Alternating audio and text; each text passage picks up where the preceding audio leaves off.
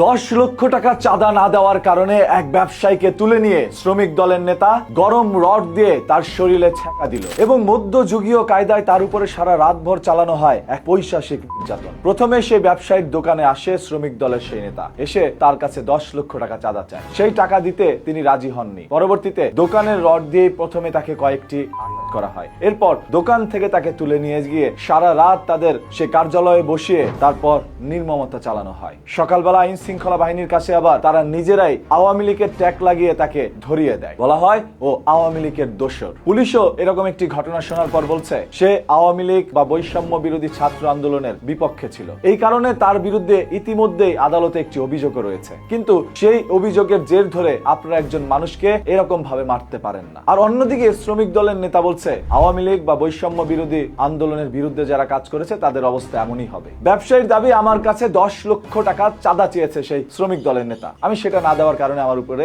এরকম পৈশাচিক নির্যাতন চালানো হয়েছে। এরকম একটি ঘটনা ঘটে গিয়েছে গাজীপুরের শ্রীপুরে। শ্রীপুরবাসী যারা রয়েছেন তারা একটু কমেন্ট করে জানান যে আসলে প্রকৃত পক্ষে ওইখানে কি ঘটনা ঘটেছিল। দেখেন, প্রত্যেকটা দুর্ঘটনার পিছনে লুকিয়ে থাকে ছোট্ট একটি ঘটনা, আর সেই ঘটনাটি জানতে পারলেই আমরা সত্যটা আপনাদের সামনে প্রকাশ করতে পারবো। আমি ধরে নিলাম সে একজন আওয়ামী লীগের নেতা বা কর্মী বা বৈষম্য বিরোধী ছাত্র আন্দোলনের বিরুদ্ধে কাজ করেছে, সেটার জন্য আইন রয়েছে। আপনারা তাকে ধরে নিয়ে আইনের হাতে তুলে দিতে পারতেন তার কোনো ভুল থাকলে, কিন্তু তার উপরে এরকম আঘাত করা সেটা আপনাদের ঠিক হয়নি। কারণ আপনারা আইন নিজের হাতে তুলে নিয়েছেন, বা আইনও এই মধ্যযুগীয় কায়দায় কোনো অপরাধীকে শাস্তি দেয় না যেরকম আপনারা দিয়েছেন। তাই এখন আইনের চোখে আপনারা সমান অপরাধী। আপনাদের শাস্তির জন্য দাবি জানাচ্ছে এলাকাবাসী। বিএনপি আসার পর থেকেই যুবদল, শ্রমিক দল এবং ছাত্র দলের থেকে শুরু করে যতগুলো নেতাকর্মী আছে তাদের মাঝখানে কিছু সংখ্যক লোক এরকম কাজ করে যাচ্ছে, যাদের কারণে পুরো বিএনপির বদনাম হচ্ছে। বিএনপির উচিত যথাসম্ভব দ্রুত এই সকল